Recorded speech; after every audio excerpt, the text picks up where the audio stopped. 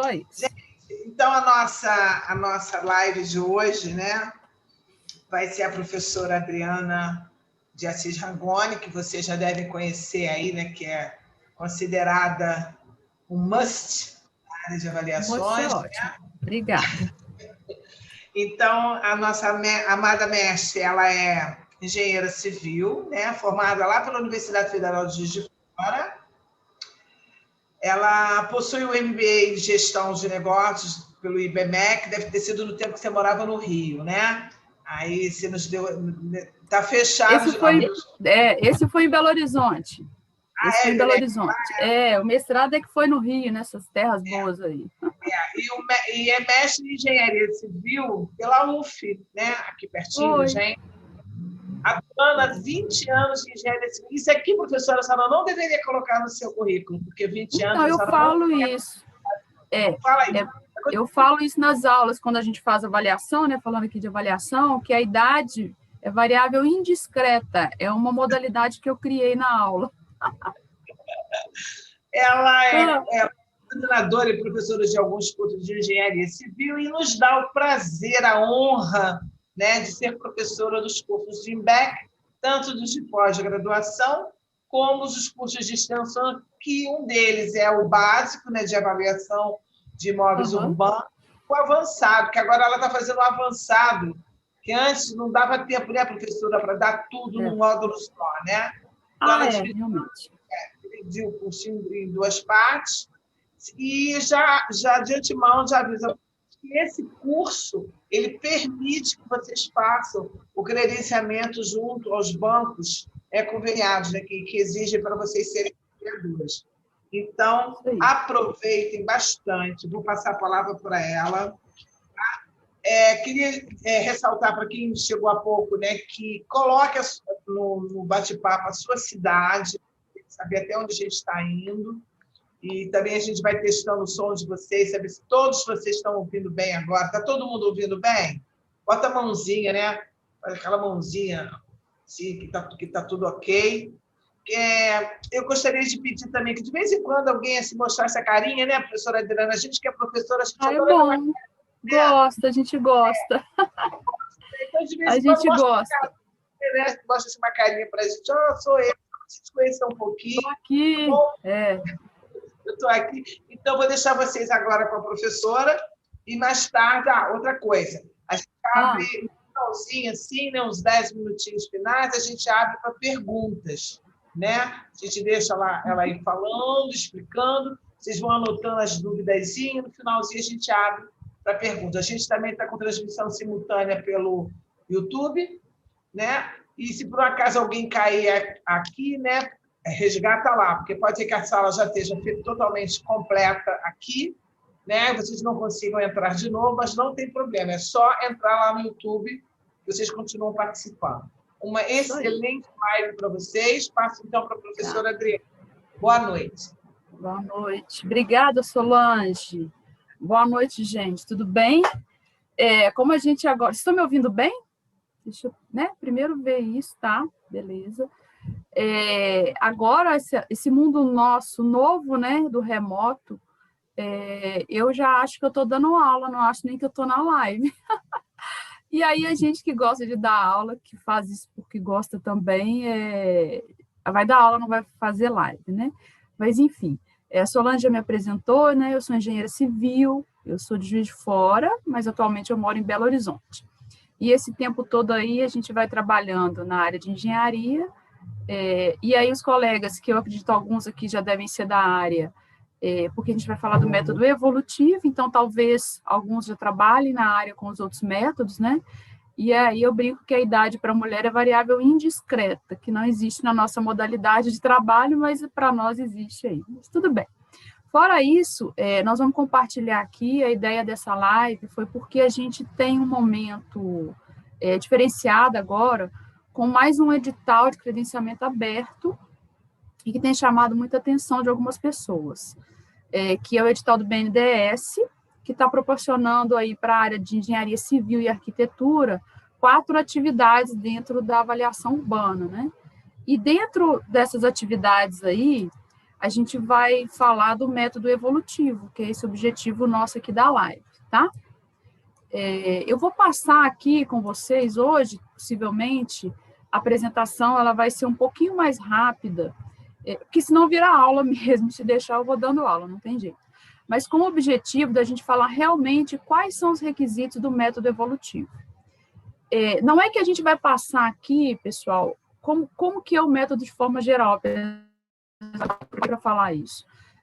Mas, essencialmente, que eu acho que a maior pergunta que as pessoas me fazem, o pessoal tem feito desde que abriu esse edital, é o seguinte: qual imóvel que eu posso escolher, ou posso ter utilizado, ou posso vir a utilizar para avaliar pelo método evolutivo?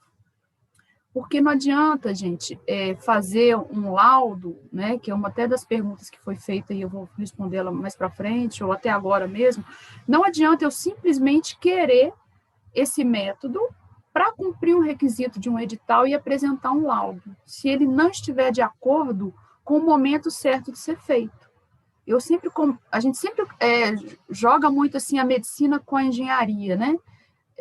Então, no momento que eu estou com um cliente, né, que é um paciente na minha frente, e eu quero simplesmente aplicar aquele remédio nele porque eu quero, ou porque o laboratório me pediu, ou porque é uma propaganda, alguma coisa assim, aquele remédio pode ser colocado de forma errada, né? E o método de avaliação para a gente, eu sempre falo isso, ele é um remédio que tem que ser usado de forma correta, tá? Então, esse é o objetivo da nossa conversa aqui nessa live. A apresentação aí a Solange já fez de mim, né? Então, tá aí para vocês depois verem tudo aí que a gente já fez. Mas conversando aqui, eu acho que fica mais dinâmico e melhor para a gente se conhecer, tá bom? Só lembrando que, como na outra live, eu vou disponibilizar também um material extra, tá? No final, a gente combina aqui como que a gente vai fazer isso. Tem algumas coisas que eu quero e posso entregar para vocês, por quê? Pelas perguntas, né, e pelo tema do que a gente está conversando aqui, possivelmente tem colegas que já trabalham na área, mas que ainda, por alguma decorrência profissional, não aplicou ainda o método evolutivo. Então, tem alguma coisinha que eu já posso deixar para vocês, que não fere nenhuma regra de direito autoral de nada, e que vocês, com essa aula aqui, aula é modo de dizer, é o hábito, gente, que com a nossa live aqui pode ajudar e já conseguir resolver, tá bom? Então, olha só, é uma coisa muito simples, mas a gente tem visto, né, na vida toda aí que o simples e o básico é o que faz a diferença. E que se a gente erra no simples e no básico, não dá para o resto sair correto. Então, não tem como eu falar de requisitos sem dizer o seguinte: o que eu tenho que fazer para dar certo o meu trabalho, se eu quero credenciar, seja no BNDES, seja na Caixa, Banco do Brasil, Banco do Nordeste, BDMG, onde for. Você tem que conhecer o edital. Ficar atento a esse edital e às suas alterações, porque o edital vai mudando, tá? À medida que alguém faz alguma impugnação, algum questionamento. Então, não tem jeito. Eu vou deixar lá também a última versão do edital, tá? Acredito que de agora para diante ele não vai mudar mais, porque já passou o prazo dos questionamentos, e aí, possivelmente, esse vai ser a última versão. E edital, gente, eu falo assim, a gente tem que ler, sabe? Ler mesmo, porque é na vírgula, é na palavra ou, é na palavra alternativamente, simultaneamente, é que as coisas pegam e às vezes a gente perde uma chance, tá? Então não tem jeito, tem que ler totalmente detalhado isso aí. Eu tenho por hábito, quando eu estou trabalhando com essas questões de licitação e editais, eu falo assim, fecho porta, desligo o celular, e vou focar naquilo que eu estou lendo para poder ter certeza de tudo que eu tenho que me preparar com antecedência para conseguir o resultado que eu quero, tá?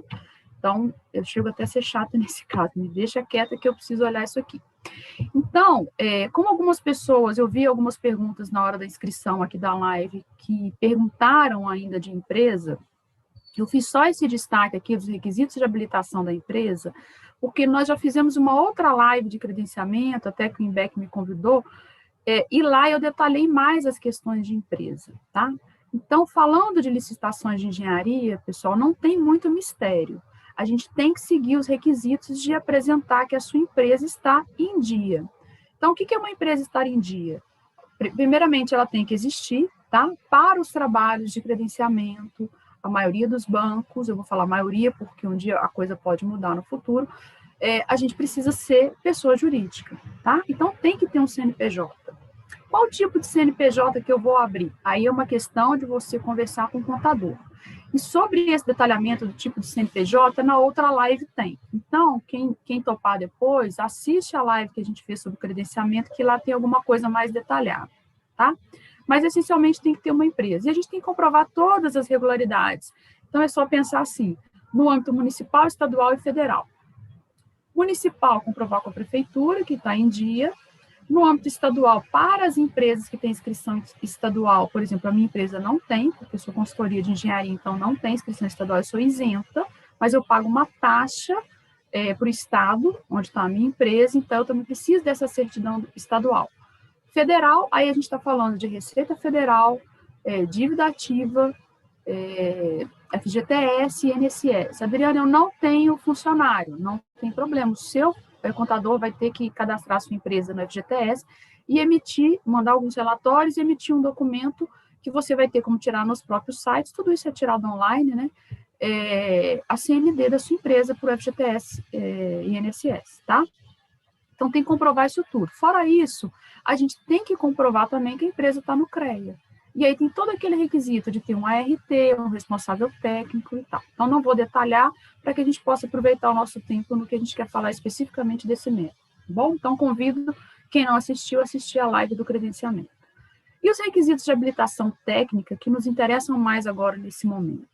No edital, gente, do BNDES, tem a URB1 e a URB2. Quem fez o curso básico, né, quem atua na área com a inferência estatística, que é o método da regressão linear, e tem os laudos, e tem o curso, ou fez na graduação, tem a disciplina e a ementa, cumpre o requisito do conhecimento ali, atende o URB1 e o URB2, né, de urbanos, né, imóveis urbanos, tá? Esse nome veio do edital, tá bom? Então, o URB1 e o URB3, ele pede um pouco mais, ele pede que a gente saiba um pouco mais. Além de pedir, repetindo, o certificado de conclusão do curso básico, pede um laudo pelo método comparativo na regressão linear e inferência de grau de fundamentação 2, que o laudo já pede no URB1 e URB2. Então, ok. Vou fazer lá, posso usar aqui? Pode. Aqui não está dizendo nada, por isso que eu falo que é edital, a gente tem que ler, muito cuidado, mas aqui não diz o seguinte, apresente um laudo no grau de fundamentação 2 diferente do que você apresentou no URB1 e URB2. Então, um que eu ponho lá, eu posso pôr aqui. Eu entendo assim, tá? Se vocês entenderem diferente, depois a gente conversa disso. E aí, como a gente vai falar do método evolutivo hoje, pede para apresentar 2 laudos de avaliação com utilização alternativamente de método evolutivo, método involutivo ou método da renda, tá? Em conformidade com a NBR 14653, parte 2, acompanhado da RT e RRT. Não fala grau. Aí já perguntaram assim, quer dizer que o método evolutivo ele não contempla grau de fundamentação? Não, ele contempla grau de fundamentação, tá? Só que aqui não foi pedido. Então, isso quer dizer que você pode apresentar um laudo de avaliação do método evolutivo até no grau 1. E eu vou mostrar para vocês aqui a diferença dos graus 1, 2 e 3, tá? Então, tem que apresentar 2 laudos. Vocês vão ter que apresentar 2 laudos do evolutivo dentro dos tipos de imóveis que podem e das condições de mercado aí que a gente pode usar para fazer o evolutivo, tá? Então, vamos entender isso melhor. O que está sendo exigido? 2 laudos. Então, já foi feito um questionamento por algum interessado no credenciamento, e é bom também, importante vocês lerem os questionamentos dos colegas, porque ali a resposta da comissão nos ajuda a entender mais o edital, tá? Então, perguntaram assim, é necessário apresentar e eu posso apresentar os outros 2 laudos pelo método evolutivo? Porque, gente, aqui atrás nós temos a palavra alternativamente. Alternar é um ou outro, tá? Mas isso gera dúvida. E aí foi respondido aqui, sim, os pré-requisitos que apresentam a possibilidade de utilização de métodos alternativamente permitem que os laudos apresentados sejam de um mesmo método. Então, essa pergunta, que era uma grande pergunta que o pessoal estava fazendo, ela já foi respondida pela comissão. Podemos, sim, apresentar 2 laudos de avaliação pelo método evolutivo, tá? Porque tinha gente que teria que fazer pelo involutivo, ou pelo método da renda, daria mais trabalho, ou teria que aprender mais uma modalidade aí, tá? Quando a professora Solange, que fez a minha apresentação, ela comentou assim, o curso básico foi dividido no avançado. O que que acontece? As pessoas sempre me perguntam, vale a pena fazer o avançado? Agora a gente tem uma ementa diferenciada, né, na proposta do programa que eu fiz aí para o IMBEC, da gente fazer um curso avançado, mas que tem uma ênfase no método evolutivo, onde a gente faz um pouco do avanço da inferência, ou seja, práticas da inferência, a gente faz o tratamento por fator, né, que é o comparativo. Só um minutinho, gente, que a Solange está me ligando, será que é alguma coisa aqui? Deixa eu ver se está acontecendo alguma coisa aqui, só um instante. Ou ela me ligou errado. Deixa eu ver aqui, ao vivo é assim, né? Bom, se não foi nada, tá tudo certo. Imagino que vocês estão me ouvindo. Eu vou interromper aqui o compartilhamento da tela só para conferir se vocês estão me vendo e ouvindo. Deixa eu ver aqui no chat se tem alguma coisa. Tá. Estamos ouvindo. Tá, tudo bem, beleza, vou voltar para lá. Então, o que acontece? Eu percebi a demanda do pessoal, da necessidade da gente ter o método evolutivo e o tratamento por fator. Por quê? Exatamente essa necessidade é decorrente do momento que a gente não pode usar o método comparativo regressão linear. Ele é o prioritário para ser utilizado o comparativo. Mas quando a gente não consegue, a gente não tem dados, e é tudo isso que nós vamos falar aqui, eu tenho que ir para outros métodos. Um deles é o evolutivo, tá? E é mais ou menos assim, gente. Na faculdade, a gente tem, por exemplo, concreto 1, concreto 2, concreto protendido, pontes, estruturas especiais, etc. Então, não dá para pensar numa área, que é mais uma área da engenharia, né, que a gente vai trabalhar, que é avaliações, e acreditar que um único curso vai ser suficiente para trazer todo esse conhecimento que a gente precisa.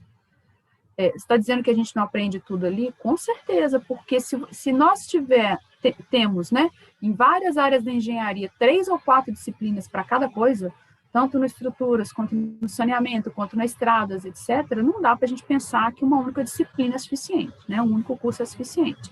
Mas ele pega, arriscando aqui, a 99% do que vocês vão fazer. Porém, ainda tem aquele 1% ou 5% que não se encaixa no método que a gente aprende no curso básico, que é a regressão linear, tá? Então, a gente precisa avançar nisso aí. E quanto mais a gente conhece da área, mais a gente tem chance de apresentar para o cliente o nosso trabalho e conseguir clientes, sejam eles públicos ou privados, para poder fazer o nosso trabalho, tá? Mais para frente eu vou contar até uma situação que aconteceu ontem comigo e hoje, e aí as pessoas dizem, conhecimento é isso. Se você não soubesse isso tudo, a pessoa me ouviu conversando com uma pessoa de um órgão. Nossa, mas você falou isso tudo, eu não sabia que isso existia. Se você não soubesse isso tudo, eu estava aqui sendo meio que enganada. Falei, pois é, então agora você não é mais, toma meu cartão aqui. Porque é assim que as coisas vão funcionando, né? Então, qual que é o tipo de imóvel, né, essencialmente, que a gente precisa escolher para elaborar o laudo? Então, gente, eu busquei aqui da norma para a gente ter o fundamento que a gente tem que ter. A metodologia escolhida tem que ser compatível com a natureza do bem, objetivo, finalidade da avaliação dos dados de mercado disponíveis. Gente, não tem como. É básico, mas é isso aí, tá? Para a identificação do valor de mercado, sempre que possível, preferir o método comparativo direto de dados de mercado, conforme definido em 721. O que acontece? Imóvel urbano já é o pré-requisito, porque é a parte 2 e a parte 1. O valor de mercado. Poxa, mas isso eu também consigo na regressão. Beleza. Só que, às vezes, eu não tenho dados de mercado suficiente.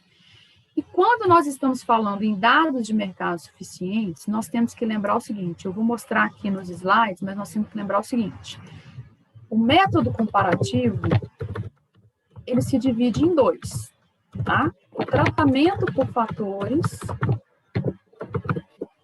e a regressão linear, que é o método de cálculo, mas o pessoal fica chamando de inferência estatística, né? Inferência estatística é uma forma de medir alguma coisa através de uma amostra, tá? Então, nós temos esses 2 métodos.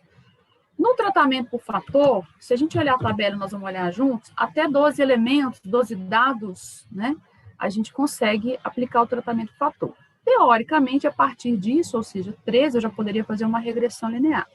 Claro que quem é aqui da área vai falar, nossa, é muito pouco dado, você está dizendo que pode fazer com 13? Não, eu estou dizendo que até 12, tratamento de fator, a partir daí a gente poderia entender que é uma regressão linear, mas todo mundo sabe que quanto mais dados, melhor, e semelhantes ao que a gente está avaliando, beleza?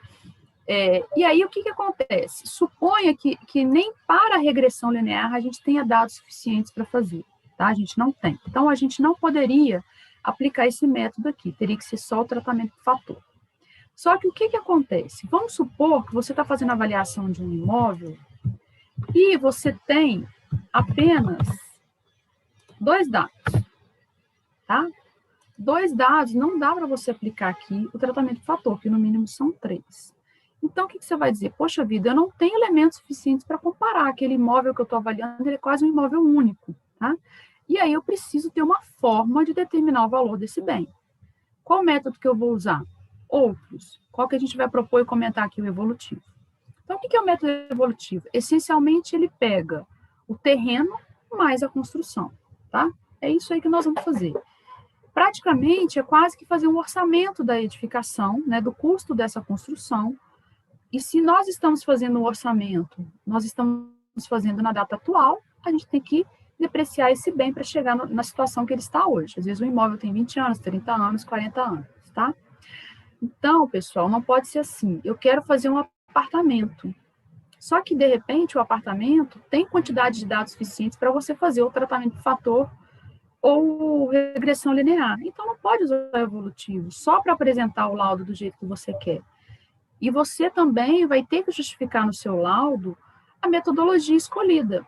Se é prioritário você passar pelo comparativo e você não pôde, por principalmente essas questões de dados de mercado, você vai ter que justificar de forma simples, dizendo que não conseguiu porque não tem dados, né? Claro que numa linguagem técnica, e apresentando o método que você vai fazer, que no caso é o evolutivo, tá? Então, é isso que tem que pensar. Então, por exemplo, eu ocultei aqui algumas imagens, porque isso aqui é uma edificação comercial, né? Aqui tem uma empresa nessa imagem aí, e esse é um tipo de imóvel que pode ser feito pelo método evolutivo. Por quê? Isso aqui vamos supor que eu vou vender ou comprar, eu quero saber o valor, uma garantia, o que for. E aí eu percebo que não tem imóveis semelhantes a esse sendo vendidos na região, tá? Não vou extrapolar para municípios vizinhos, para não ficar algo muito distante para vocês, mas até a gente poderia pensar nisso. Mas eu não consegui amostra suficiente, então eu vou aplicar o método evolutivo, tá? Essa tabela aqui, ela mostra exatamente o que é o método evolutivo. Apesar de no edital não estar pedindo nem grau 1, 2 e 3, vocês vão concluir, vão apresentar a tabela no seu laudo de fundamentação, concluindo o grau do seu trabalho de fundamentação, tá? Aí vocês podem ver que a tabela é composta de 3 itens. Estimativa do valor do terreno, estimativa do custo de reedição, tá? A palavra técnica às vezes pode confundir um pouco, mas essencialmente é quanto é que custa para eu ter esse bem aí desse jeito que ele está hoje, tá? E para isso, a gente vai depois, no método custo, a gente vai ver a tabela aqui, a gente vai depreciar, tá? E um fator de comercialização. O que é o fator de comercialização? De forma simples, gente, é o meu ganho em cima da construção, tá? Não é o nosso BDI, não é o lucro do incorporador, que pode estar dentro ou pode estar fora do BDI, não é isso. É o seguinte, esse imóvel seria 100 mil reais, eu vou vender ele no mercado a 150, essa diferença é meu fator de comercialização, tá? Como que a gente faz para obter, como que a gente faz para calcular, aí a gente já teria que trabalhar, né, no curso, mas assim, a ideia é essa do fator de comercialização. Existem momentos até que a gente pode optar e não agregar no resultado final um fator de comercialização, tá? Porque depende do uso. Pode ser um imóvel, por exemplo, que vai ser levado a leilão, pode ser um imóvel que vai ser dado como garantia num pagamento, né? Então, talvez eu não coloque o fator de comercialização e aí eu vou justificar isso, ok? Então, esse é um tipo de imóvel apto a ser aplicado o método evolutivo, tá? A gente faz o terreno no comparativo, faz a edificação no custo, aplica o fator de comercialização e conclui o método evolutivo. Então, como eles caminham juntos, a tabela de fundamentação do custo está aqui. Vocês estão vendo que são 3 graus também, né? E o que cai ou que cabe, né, dentro do custo? A estimativa do custo, o BDI e a depreciação. Tá? Então, pensa assim, eu tenho aquele imóvel, eu vou essencialmente dizer quanto é que custa para poder fazer aquela edificação. Eu posso fazer um orçamento para grau 3, né, que a gente sabe que o grau 3 é o mais rigoroso, no mínimo sintético, orçamento sintético. Todo engenheiro, arquiteto sabe elaborar um orçamento de uma edificação. Os itens da obra, quantitativo e custo unitário. Se vai pegar de tabela conhecida, SINAP, é uma coisa. Se vai compor o custo, eu sou uma construtora, eu tenho meus custos individuais ali, eu monto meu orçamento, tá? Tudo justificado, né? Ou você vai usar o custo unitário básico de projeto semelhante ao projeto padrão, e quando a gente está aqui nesse grau 2 aqui, nós estamos falando essencialmente do CUB, tá? O CUB do Sinduscon. Tem lá os tipos construtivos para casa, para apartamento, né, casa de padrão também baixo, médio, popular, loja, sala comercial, vaga de garagem, tem tudo isso. Então, pode ser utilizado? Pode. Se usar essa opção, é grau 2. Ou você pode fazer o custo também de um projeto diferente do padrão. Qual padrão? Do padrão do CUB. Adriana, como é que eu vou fazer? O pessoal pergunta muito isso. Como que eu vou saber qual que é o projeto padrão do CUB, para saber se essa edificação minha, esse imóvel meu, ele tá dentro daquela tabela, eu posso utilizar. O CUB tem uma cartilha que fala as orientações básicas, quais são os tipos que eles entendem como R1, R8, R16, né, SL1, tá? Essa cartilha eu vou deixar lá no material extra também, porque às vezes o pessoal tem dificuldade de encontrar. Aí, puxando sardinha para o nosso estado de Minas Gerais, o Sinduscon de Minas Gerais tem uma cartilha muito boa, e que na maioria dos Sinduscons aí dos outros estados, eles incorporaram a cartilha de orientação básica do estado de Minas Gerais. Então, que legal. Então, eu vou deixar para vocês isso também, tá? E aí, se você optar e falar assim, puxa vida, eu ia fazer pelo CUB lá do Sinduscon, só que o meu imóvel não é exatamente semelhante ao projeto padrão. Aí você ainda tem a chance de usar o CUB com adequações, porque o seu não é igual, ele é diferente, você faz os seus devidos ajustes, tá? O BDI, que todo mundo da engenharia também conhece, ele pode ser calculado, justificado ou arbitrado, tá?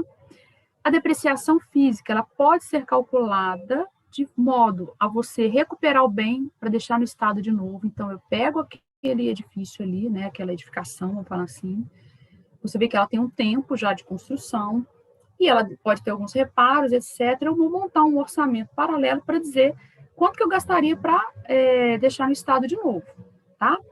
Ou no caso de bens ou projetos hipotéticos, é a mesma ideia. Ou então eu posso calcular essa depreciação pelos métodos consagrados de vida útil e estado de conservação, e que tem há muito tempo aí, que é a tabela de Ross-Heideck, tá? Ou então você pode arbitrar. Aí, gente, olha, arbitrar aqui é porque não quer fazer conta nenhuma. Aí eu acho que não dá, não, vai ficar muito ruim.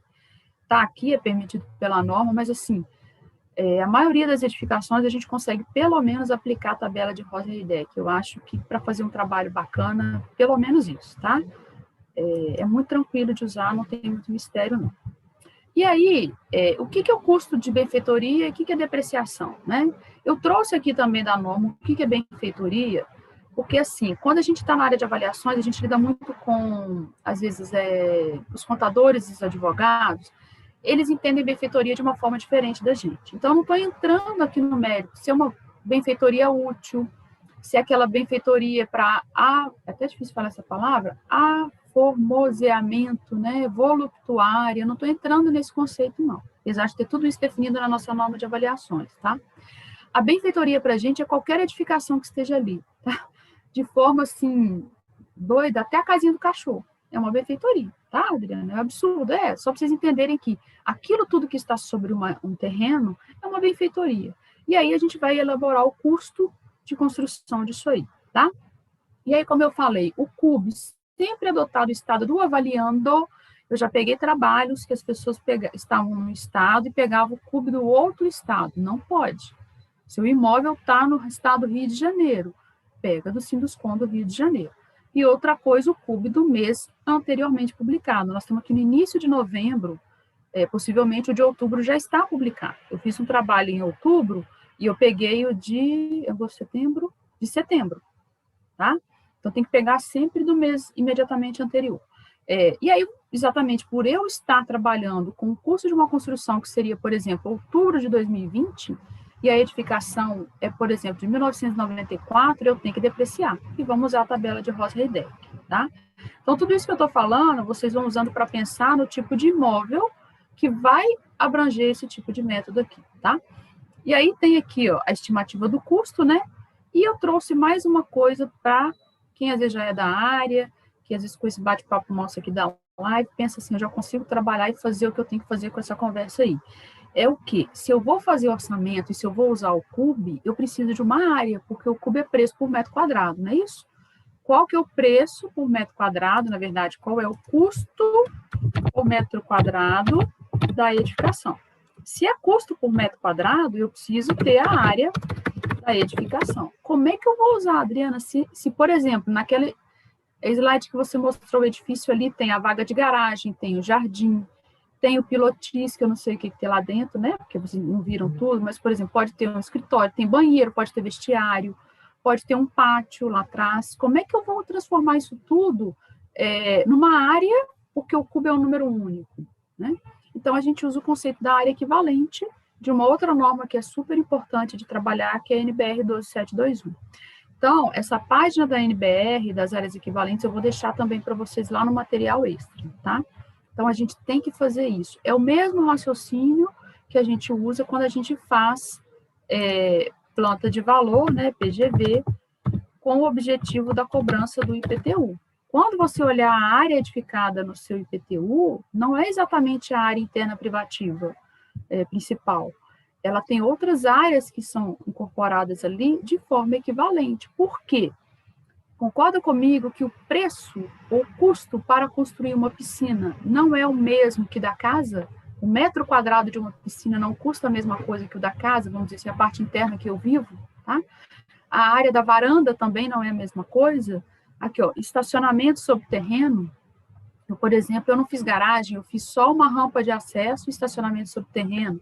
Aquelas áreas permeáveis, né, que a gente tem que deixar, pelo menos a maioria das prefeituras, né, nas construções, não é o mesmo custo daquilo, um metro quadrado daquilo, mas eu tenho que ter no meu imóvel. Então, a gente faz uma área equivalente para chegar nessa área para poder utilizar o CUB, fazendo aqui grau 2 no trabalho aí do custo, tá bom? Então, a gente precisa usar essa área equivalente. Eu vou deixar com vocês também. Então, são esses requisitos que vocês têm que começar a pensar. O BDI, gente, ele é uma polêmica sempre, né?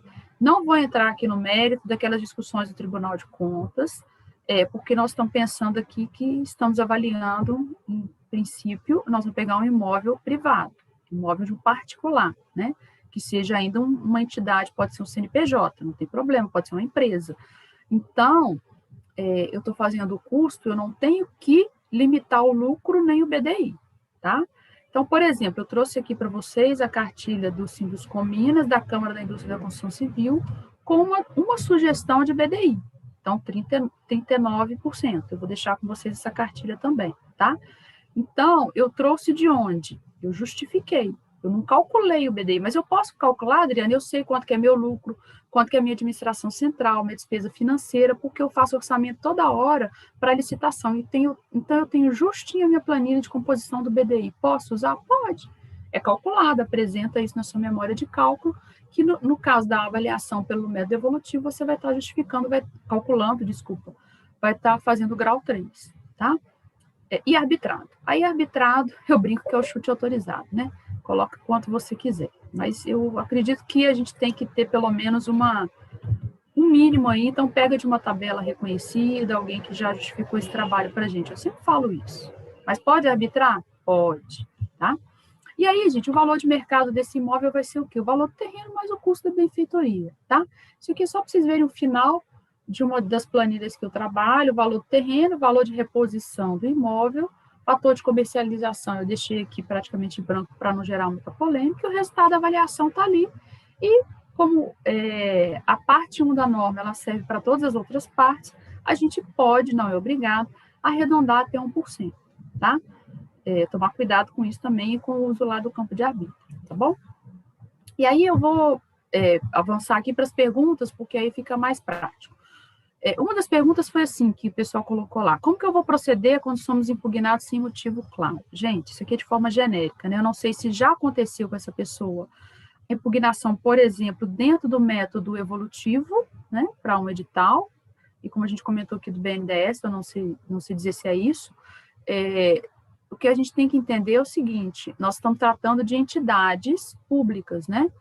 E existe uma publicidade das coisas. A gente não pode ser penalizado, quando você é impugnado, é uma penalização. Você não pode ser retirado ou impugnado de alguma coisa sem o dever legal, no sentido assim, não é montar um processo, mas você entender por que você não entrou. Você não entrou, por exemplo, porque você esqueceu de colocar a letra A em negrito.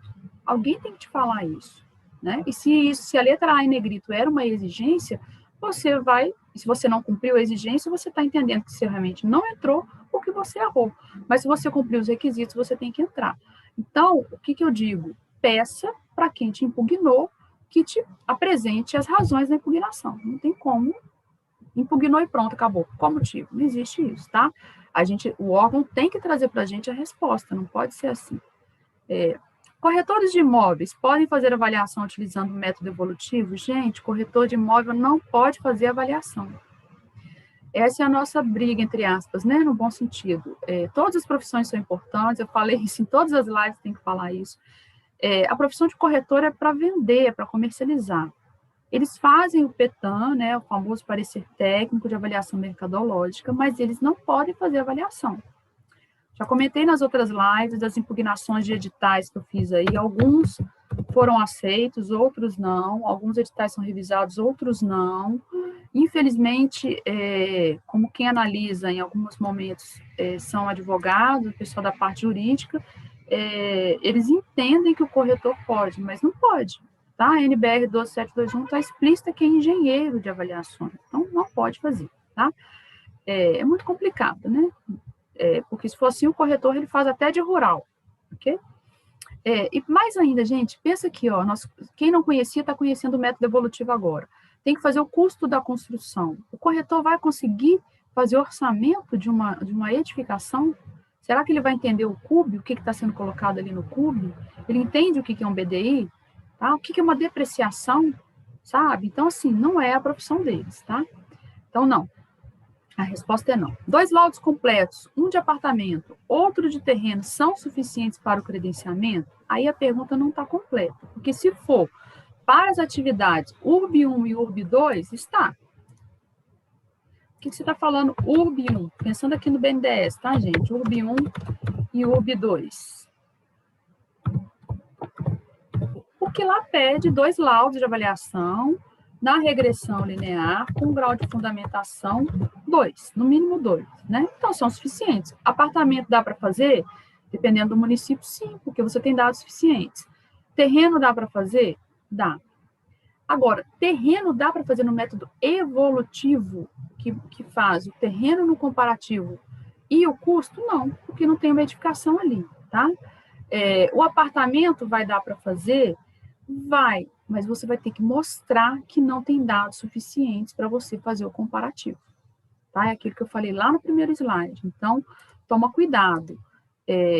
Adriana, você sabe me responder se eu fizer o apartamento, olha só, que eu apresentei na URB 1 e URB 2, pela regressão linear, fundamentei no grau 2, e eu faço também o evolutivo, e apresento no URB 3 e 4, se eles vão aceitar? Não sei responder isso, gente. Mas se eu tivesse na comissão analisando, eu não aceitaria. Porque o princípio básico é, se você pode usar o comparativo, você vai usar.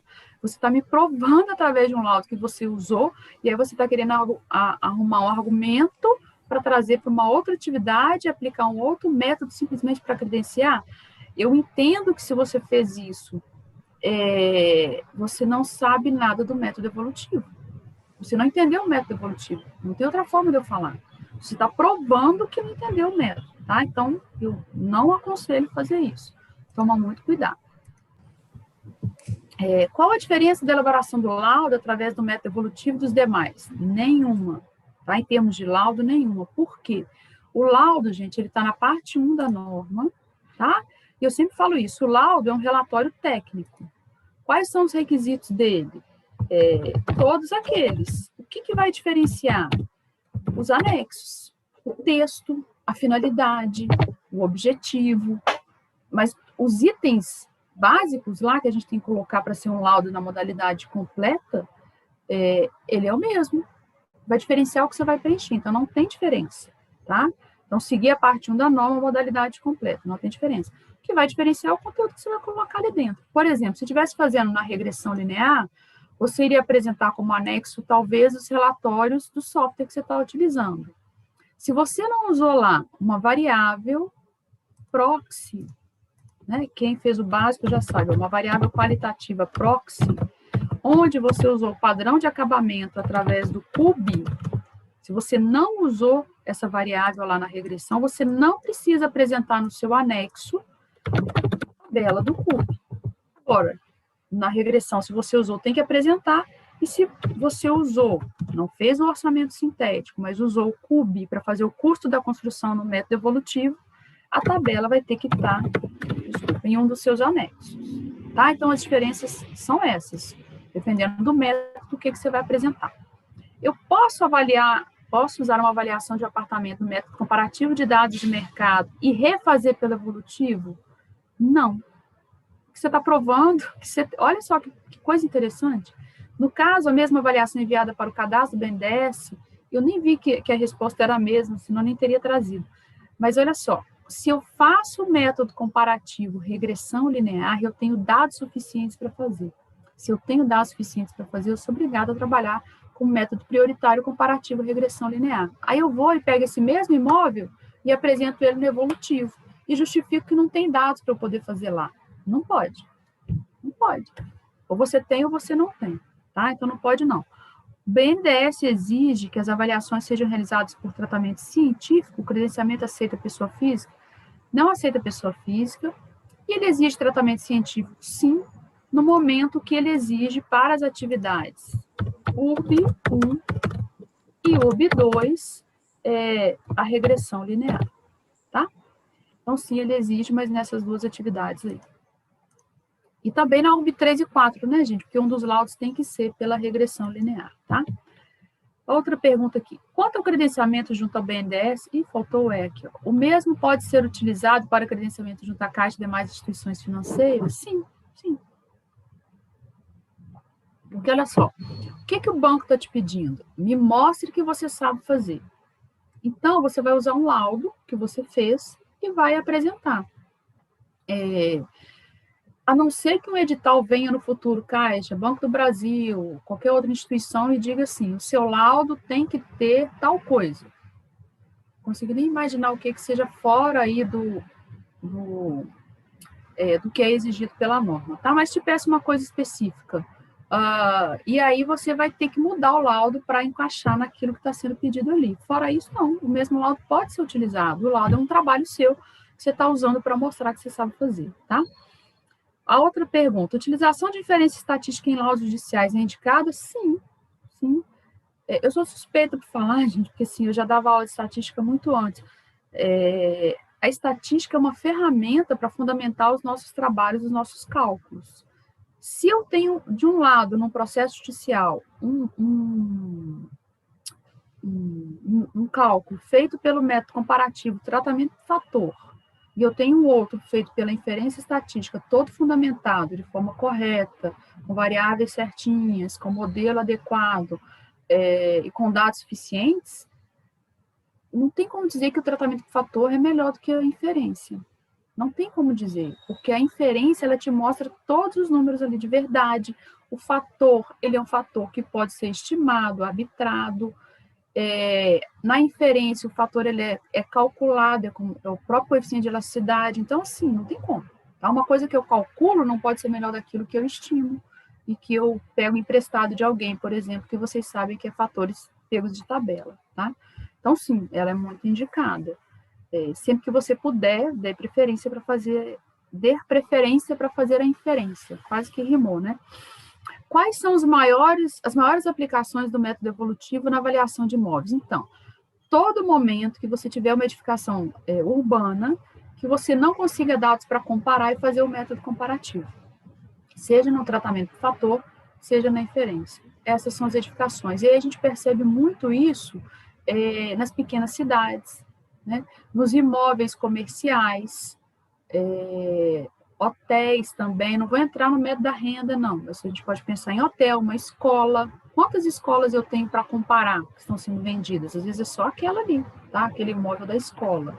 Então, sempre que eu não consigo comparar, eu posso usar o método evolutivo, tá bom? Lembrando que tem sempre que justificar.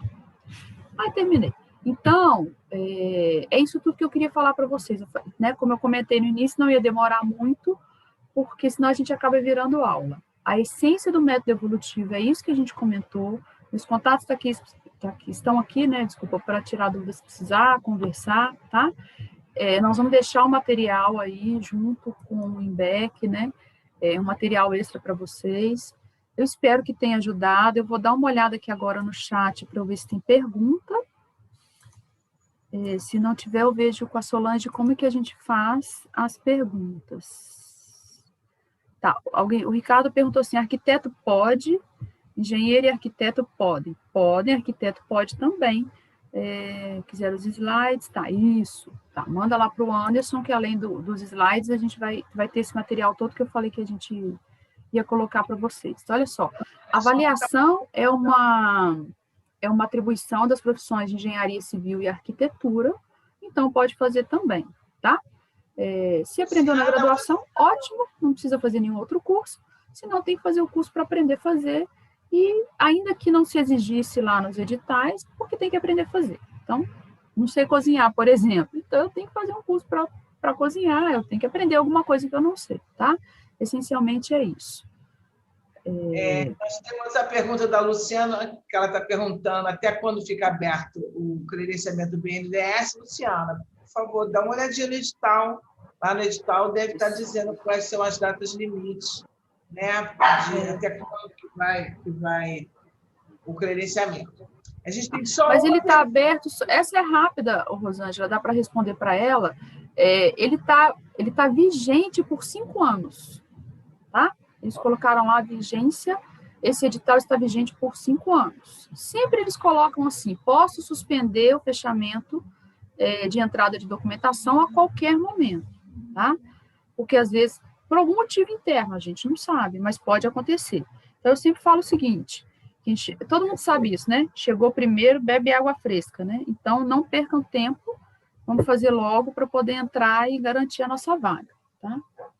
Tem outra pergunta? Aqui, se os materiais extras serão enviados por e-mail pelo IMBEC. É o contrário. Quem quiser o material, manda um e-mail para comercial@imbec.com.br, aos cuidados do Anderson Maciel, e aí, quando você mandar o e-mail, ele te responde enviando o material todo, tá? Extra da professora, assim como os slides. Né? Já respondi por você, professora. Ótimo, tranquilaço. O José Aguiar está perguntando, está dizendo, né, que ele gostaria de ter mais detalhes sobre o fator de comercialização. O fator de comercialização, para a gente poder conseguir, vamos dizer assim, de fato, calcular, o que a gente tem que entender? Quanto é que eu gasto para poder construir aquele imóvel, colocando todas as minhas despesas, é uma coisa. Tá lá, fechei. 1 milhão. Eu vou vender por quanto? 1.800.000. Qual que é o fator de comercialização? É essa a diferença, tá? Mas como que eu consigo isso, Adriana? Se você não consegue fazer essa conta, você teria que passar nas construtoras, incorporadoras e perguntar quanto que você agrega no valor dos seus bens aí, vou falar no preço, né, que você vai vender. Algumas vão falar, outras não vão falar. Então, o que que eu faço? Eu faço o meu fator de comercialização interno. Todos os trabalhos que vão passando por mim, eu tenho uma planilhinha que eu vou anotando os valores.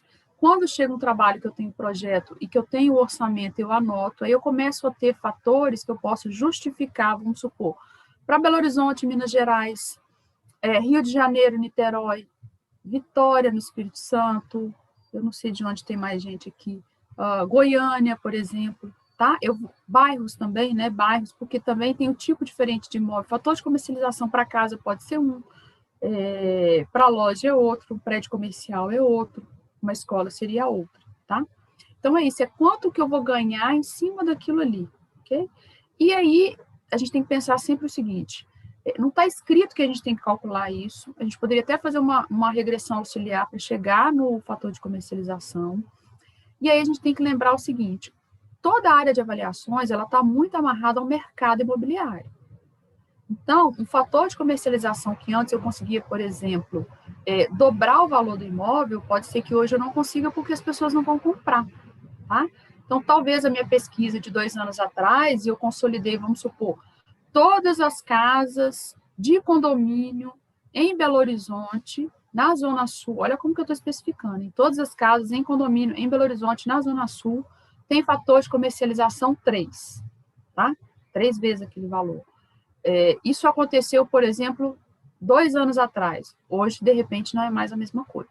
Tá? Então, aquela questão da data que a gente sempre fala, a avaliação é o momento presente, a coleta, se ela não leva em consideração uma pesquisa sistemática, ela não é uma série temporal, a gente tem que ficar atento a isso. Mas, essencialmente, o fator de comercialização é isso aí, tá?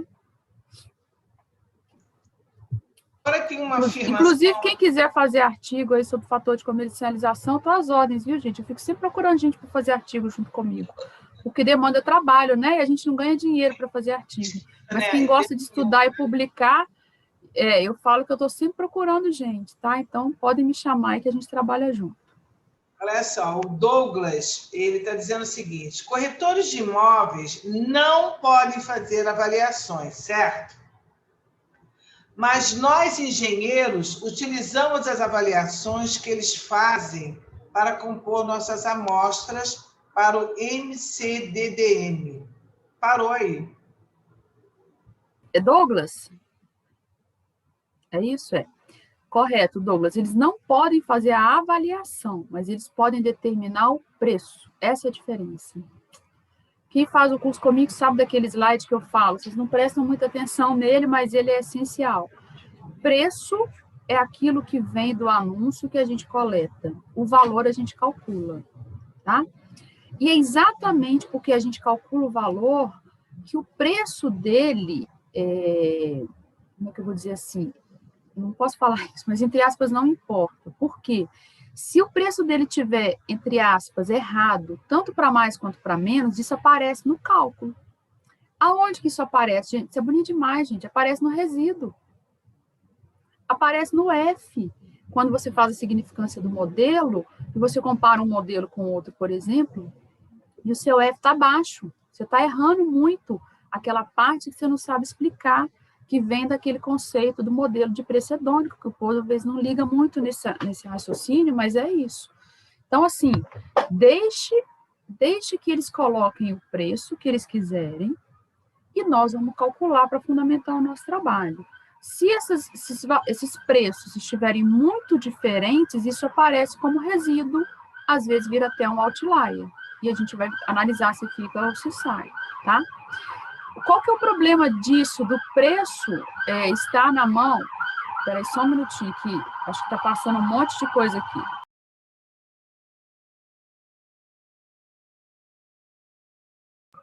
Se vocês não ouviram, eu pelo menos ouvi a ambulância aí, tá gritando aqui. Qual que é o problema dos corretores colocarem o preço que eles querem? Eles podem, se eles combinarem, vamos combinar aqui, eu estou vendo aqui o Antomar, o Ronaldo e a Carla. Nós construímos num bairro, vou falar o bairro de Caraí, que eu morei lá em Niterói, Caraí. Nós agora vamos construir casas em condomínio lá em Caraí. Nós somos colega, tá? Aí a gente senta, antes tinha a Rua das Pedras, hoje não tem mais, né? Vai tomar cerveja lá na Rua das Pedras e fala assim, ó, gente, nossas casas ali, ninguém vende por menos de 2 milhões, tá? O que vai acontecer? Na hora que a gente fizer o cálculo, aquilo ali está na base dos 2 milhões, nós combinamos, é preço, né? E os corretores, ninguém vende por menos que 2 milhões, não, tá? Tá. Aí, quando todo mundo coloca o preço no mesmo patamar, seja para mais ou para menos, o erro, o resíduo, o F, vai ficar abaixo, talvez o resíduo chegue a 0. Olha que interessante isso. Não quer dizer que um modelo com resíduo zero, se a gente conseguisse, é bom ou ruim, porque às vezes é uma combinação de preços. Por isso que a norma pede, busque fonte diversificada, que às vezes o pessoal briga, como é que eu vou conseguir fonte diversificada se só aquela imobiliária anuncia ali? Aí não tem jeito, realmente. Mas o ideal é isso, quando a gente tem as fontes diversificadas. Então, o único problema é esse, tá? Essencialmente, o problema é para quem? É para quem vai comprar. Porque se um imóvel poderia ser comercializado, por exemplo, por 1.200.000 a casa, ainda com custo, com fator de comercialização, tendo lucro quem construiu, e ele é vendido a 2 milhões, alguém está pagando 800 mil a mais, porque não precisava, porque houve um monopólio ali naquele mercado, né? Não monopólio, que não seria um oligopólio, né? Ainda que pequeno, um pequeno oligopólio ali, 4 pessoas que combinaram o preço daquilo ali, tá? Será que esclareceu? Esclareceu, gente? Deixa eu ver aqui quem mais. Tem o curso de avaliação por inferências, ele botou estática, deve ser de estatística, né? Automaticamente, sou habilitado para fazer o evolutivo?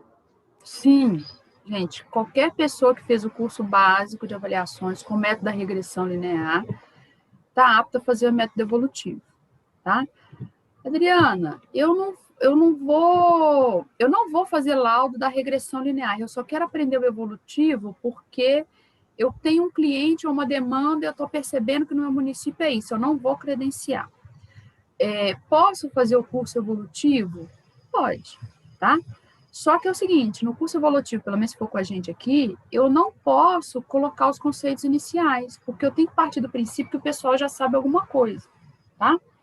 Então, eu não vou explicar de novo variável, não vou explicar como é que faz a pesquisa e tal, eu vou partir do cálculo no tratamento do fator e no custo para montar o evolutivo. E no momento da aula que eu estiver explicando a parte avançada da regressão, essa pessoa não vai acompanhar. Aí, se ela optar, olha, beleza, eu sei que eu não vou acompanhar esse pedacinho da sua aula, mas eu quero a outra parte toda da aula, porque eu vou usar nos meus trabalhos, eu não vou credenciar. Não fiz nenhum outro curso, não quero fazer curso básico, não gosto da estatística, tô brincando, gente. Essa pessoa não tem birra da estatística, porque dependendo do lugar que eu ia dar aula, o pessoal falava, nossa, estatística, saia correndo, quase, essa que é a professora, eu vou sair correndo. Então, não é isso. Não gosto da estatística, não quero fazer esse método, mas eu quero fazer o outro método. Pode fazer o curso? Pode, tá? Só precisa saber que o conceito básico, né, aquele inicial, a gente não vai fazer, porque a gente já está com o avião lá em cima. Agora eu preciso ganhar velocidade, eu não posso ensinar a decolar, tá bom? É só por isso. Vou fazer mais uma pergunta. Eu tenho mais uma perguntinha aqui, deixa eu te dizer. Está entrando um monte de pergunta, vai subindo isso aqui. Então, a alma, o Fábio está falando, então a alma do método evolutivo é fazer um avaliando em questão? É isso apenas? Ô, Solange, eu vou ter que te pedir para repetir, porque eu só escutei deu uma falhada. A alma do método evolutivo é fazer um orçamento do avaliando em questão? É isso apenas? Mas não é apenas, não. O método evolutivo tem 2 pernas. Uma perna é o terreno, que você vai fazer no comparativo, por exemplo, tratamento de fator ou inferência. A outra perna dele é o custo, que seria a alma que você quer colocar, que seria fazer o custo, o orçamento da edificação. É isso aí, tá? Gente, dependendo do tipo de imóvel que a gente vai fazer no evolutivo, quando o cliente tem o projeto do imóvel, é uma coisa linda, porque você pode fazer o orçamento. Adriana, eu não tenho tempo. O cliente tem o projeto, mesmo um imóvel antigo, tá? Antigo, vamos falar 5 anos, 8 anos, que seja. Ele tem o projeto, mas eu não tenho tempo de fazer um orçamento, levantar quantitativo, compor custo e fazer um orçamento. Eu posso fazer, mesmo tendo o projeto, pela área equivalente e usar o cubo? Pode. Mas quando você tem tempo e tem a chance de ter o projeto na mão, isso é uma alegria total. É felicidade sem fim. Mas, às vezes, a gente não tem tempo para fazer também, tá? Mas, sim, a ideia é essa mesmo do orçamento. Deixa eu ver quem mais. José Aguiar. Esse é o risco do tratamento por fatores, em razão de se utilizar poucos dados de mercado. Na regressão, pela quantidade de elementos, alguma informação incorreta se mostra nos resultados? É uma pergunta? Sim, a informação incorreta se mostra nos resultados. A gente vê claramente nos gráficos, né? O pessoal que já trabalha sabe. No resíduo, gente, não tem jeito, é bonito demais, é uma coisa linda. Quando você pega o dado, você fala, vou pegar esse dado que eu vou compor minha amostra. Aí você começa a fazer o cálculo, ele aparece lá um outlier, um resíduo alto, a aderência fica ruim, você tira ele fora, não tem jeito. A estatística é bonita demais, ela mostra tudo pra gente. Não adianta enganar. Mostra sim. Aí está dizendo agora a Ana Martins. Que software é mais prático da inferência estatística? Ih, gente, ó, isso é polêmica, porque hoje nós estamos no mundo digital, né? A gente não ganha dinheiro com isso. Mas, assim, eu uso o Sysdeia, tá? Até nos cursos nossos tem a parceria com o pessoal que é fabricante, muito bacana, e eu uso o Sysdeia. E aí eu falo que é uma questão de prática mesmo, de gosto. Ele atende bem, os relatórios são bons, a forma de trabalhar com ele é bem bacana, é uma forma de telas de um Windows, então isso ajuda muita gente, porque tem vários softwares de estatística, qualquer um poderia ser utilizado. A questão é que você, às vezes, vai ter que trabalhar com entrada de dados via texto, não fica tão bom. O próprio Excel, a gente faz a regressão, tá? Ele tem análise de dados ali dentro, dá para fazer tudo ali dentro, todas as análises. Fazer transformação de variável também? Também, dá para fazer tudo ali. A questão é que a gente vai levar tempo ajustando o gráfico, criando uma nova aba na planilha para poder fazer, tendo que elaborar uma memória de cálculo. Então, o software, assim, você ganha rapidez, tá? Fazendo uma pesquisa bem feita, gente, dependendo da forma como vocês criam as variáveis e fazem a pesquisa, sem brincadeira, com 10 minutos você termina o seu cálculo, tá? Quem já foi meu aluno na pós sabe que ficava até assustado. Deu certo rápido assim? Deu. Por quê? Mas porque você fez uma boa pesquisa, compôs boa amostra, boas variáveis e o cálculo sai rápido. Mas não é por isso que a gente tem que ganhar pouco dinheiro. Eu falo isso para todo mundo. É aquela famosa história. Você está cobrando R$1.000 porque você apertou um parafuso? Não, eu cobro R$1.000 porque eu sei qual parafuso eu vou apertar. Beleza? Eu sempre falo isso. Olha só, o Pedro está perguntando. Professora, nos dê uma breve orientação de como é realizada a depreciação pela tabela de Ross-Heideck. Ross-Heideck. Aí, né? Ross-Heideck. Ô, Pedro, aí não vai ter jeito, porque aí vira aula. Porque aí eu tenho que abrir a tabela e ensinar como é que faz e calcular. Mas, essencialmente, é o seguinte. Você pega um imóvel, vê a idade do imóvel, né? E aí tem várias questões. De onde eu vou buscar essa idade? Como é que eu vou fazer isso? Aí a gente tem que detalhar isso tudo, aí vira aula mesmo. Mas você pega um imóvel, por exemplo, que tem 20 anos, tá? A tabela de Ross-Heideck nos entrega o que? A vida útil dos imóveis, estimada, ok? Então, vamos supor, não lembro de cor, tá, gente? Porque aí tem que olhar a tabela. 65 anos. Aí você analisa o percentual de vida útil do imóvel, analisa o estado de conservação dele, se ele está bom, se ele está ruim, se ele tem muita coisa para consertar, se tem pouca coisa. Essencialmente, você cruza uma linha, uma coluna, e tem um número que vai ser depreciado do valor 100%, né? Se o bem estivesse novo, quanto é que você vai tirar, tá? É igual o carro zero, tá lá, cheinho, bonitinho. Você andou, vamos supor, 12 mil quilômetros em 2 anos, ou andou 60 mil, né? Alguma coisa assim. Eu não sei como é que eu vou depreciar carro, porque eu não faço, né, avaliação de carro, de equipamentos. Mas, essencialmente, é isso. De repente, tem uma tabela que relaciona a quilometragem com o ano do carro. E aí você vai reduzir do valor do carro, por exemplo, custa lá R$80 mil, para cada ano que ele andou 10 mil quilômetros, você tira, por exemplo, 8%. Tá? É isso que a gente faz no imóvel, é a mesma coisa. Tá bom? Vamos mais uma só, para a gente poder finalizar? Agora a gente tem uma pergunta no YouTube. Eu já sei a resposta, mas eu vou falar para a senhora. Poderia disponibilizar um exemplo de laudo evolutivo feito pela senhora? Qual que é a resposta que você ia dar, Solange? que não dá tempo de você demonstrar Não dá, mas assim, no curso eu entrego um modelo de laudo. Gente, eu não gosto de falar modelo de laudo, não gosto, sabe por quê? A gente que dá aula e quer que o aluno seja mais do que a gente tem receio de entregar e a pessoa se limitar naquilo, tá? Não se limitem naquilo.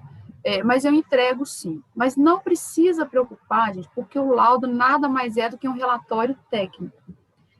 Pega o item 10 da norma, se eu não estiver errando o número aqui, copia e cola aqueles títulos ali e preenche, igual você preencheria um formulário qualquer. Não falando que o laudo é uma coisa qualquer, não é isso. Mas preenche com português com cuidado, formatando fotos, tabelas e tal, tá? Mas no curso eu deixo com o pessoal, sim, para poder ter uma referência, tá?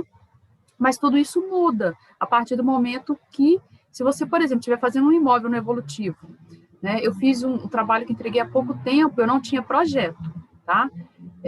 Só teve vistoria e medida através de documentação. Eu não tinha um anexo de projeto. E aí eu te entrego esse modelo, por exemplo, né? E o seu imóvel tem o projeto, você vai falar, não preciso pôr o projeto, só que você precisa, porque você teve imóvel, você fez levantamento de áreas e eu não fiz, tá? Então tem que ter cuidado com isso. Mas eu deixo para o pessoal sim, tá? Vou fazer só umas duasinhas do YouTube, pequenininhas, e a gente fecha, tá?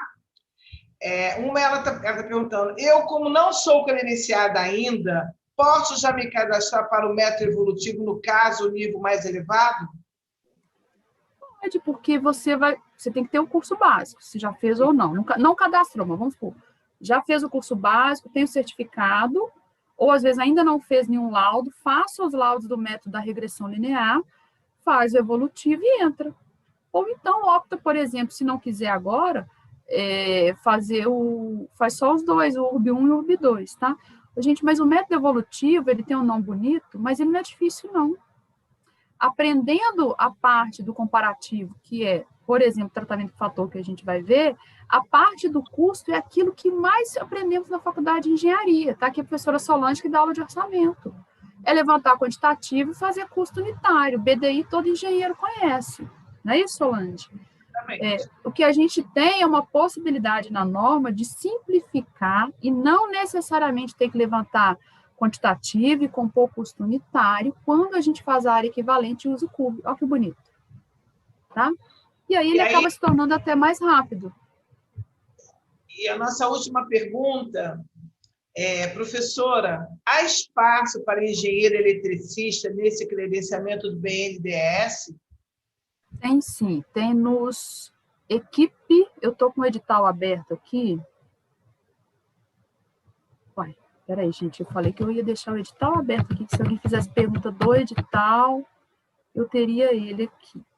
É o equipamento, não sei se eu vou lembrar o nome, mas é o equipe... Só um minutinho. Tá, máquinas e equipamentos, está aqui. Vou compartilhar a tela rapidinho. Aqui, ó. Nós vimos aqui, ó. Tem rural também, né, gente? Não falei dos rurais, mas tem para imóvel rural, tá? Ó. Ok? Máquinas e equipamentos, equipe 1, equipe 2, você tem que fazer um laudo de avaliação de máquinas e equipamentos de acordo com a parte 5, que é responsabilidade dos engenheiros mecânicos, engenheiro eletricista, engenheiro de mecatrônica, industrial, produção. Tá? Aqui para outras equipes são 2 laudos, engraçado que eles não falam o grau de fundamentação. A embarcação e engenharia naval, eu não sei se tem alguém aqui da naval, mas tem sim, tem 4 atividades aí, pessoal da engenharia elétrica, mecânica, produção e mecatrônica. Ok? Agora, os outros foram muitos elogios, tá? Obrigada. E todo mundo dizendo que foi excelente, muito esclarecedor. E tem uma assim, aqui que é do Ricardo Gomes, dizendo o seguinte: parabéns, professora, pela apresentação. Vou procurar a senhora para falarmos sobre o fator de comercialização no método evolutivo. Sou Ricardo de Vila Velha, Espírito Santo, ex-engenheiro de avaliações da Caixa Econômica Federal e colega do Antônio Peli, do Cisdeia. Abraços. Ai, maravilha, maravilha. Estamos aí, vamos lá. Olha a responsabilidade, hein? Trabalhar Olha com só, pessoas. tio, né? Estou à disposição, obrigada. Eu queria aproveitar a oportunidade para falar para todos que o curso do IMBEC com a professora, o módulo avançado, vai ser dia 27, 28 e 29 de novembro agora, sendo que há pouquíssimas vagas. Quem for fazer, o Brasil inteiro está vendendo, tem que correr, senão eu já estou há 4 turmas correndo atrás dela e não consigo pegar, porque tem sempre algum aluno que pede, a gente cede.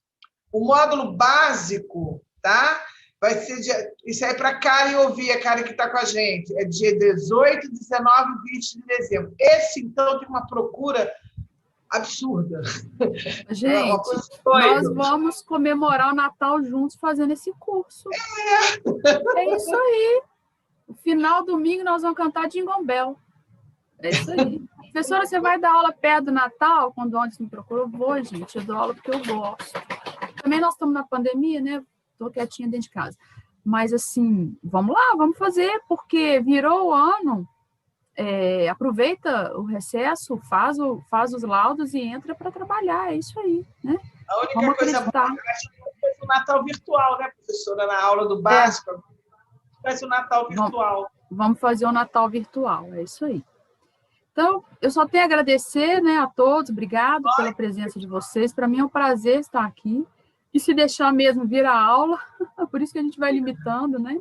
Mas estou à disposição, tá bom? Agradeço a Solange, estou à disposição, vamos ver se a gente faz uma outra live também, se vocês acharem que tem algum assunto interessante, algum tópico para detalhar, a gente vai fazendo aí, tá bom? Um abraço, gente. Obrigada, viu? Boa noite. Para quem eu for ver na aula, né? Até a aula, até a nossa próxima aula aí, tá bom? Obrigada. Até logo, gente. Tchau, até logo.